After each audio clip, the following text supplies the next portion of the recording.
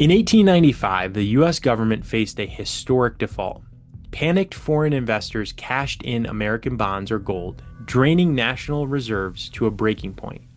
Unlike the modern financial landscape, the country lacked a central bank. No Federal Reserve existed to inject liquidity or provide a systemic safety net to catch a falling economy. One private citizen possessed the capital and the network required to halt the collapse: John Pierpont Morgan. This intervention effectively broke the standard rules of economics. By stepping in to save the Treasury, Morgan demonstrated that the fate of the national economy now resided in the hands of a single financier. The late 19th century American economy operated like a wild west of industry. It was a period of massive growth but extreme instability, where fierce competition between rivals regularly triggered market crashes and wiped out profits. Morgan believed this chaos was a systemic failure. Driven by a need for absolute control, he argued that consolidation was the only path to a stable, profitable market. This strategy, dubbed Morganization, began with the railroads. He bought competing lines and consolidated them into a unified network. To ensure compliance, Morgan fired the existing leadership and installed loyal executives, personally dictating the rules of the new monopoly. The scale of the success was staggering. Morgan controlled 1/3 of all American railroads when those companies represented 60% of the stock market.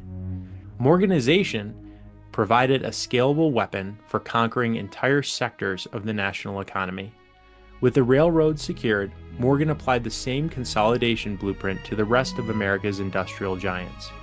In 1901, he targeted Andrew Carnegie's steel empire. He paid $480 million for the company, a sum so massive it would set a record for the largest business transaction in history. He merged Carnegie's assets with other competitors to create U.S. Steel, which became the world's first billion-dollar corporation. His influence reached into nearly every major innovation of the era.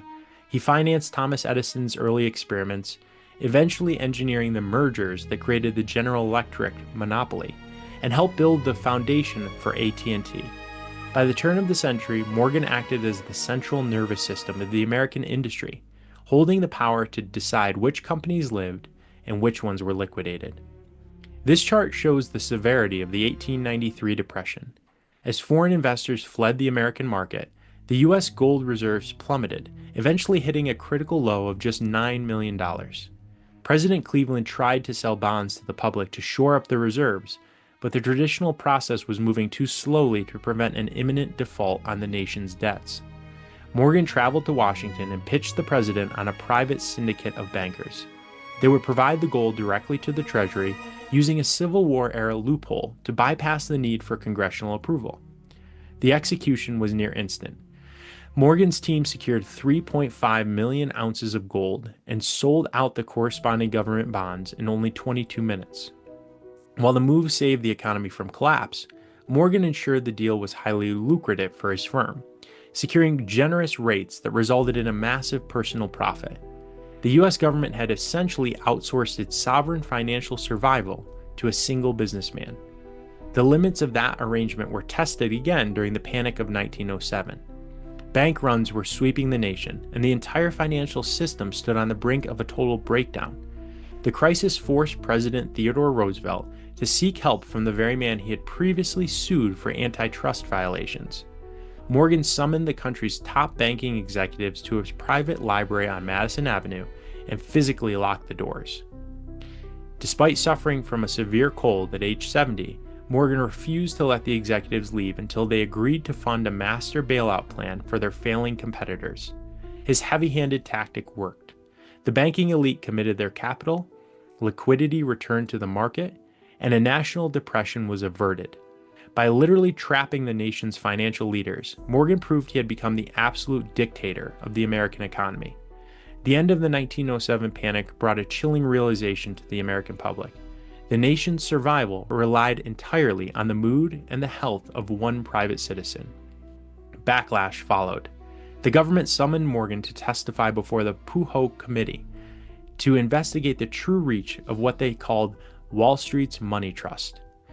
J.P. Morgan died shortly after his testimony, but the committee's findings made it clear that the era of the robber baron was too dangerous to continue.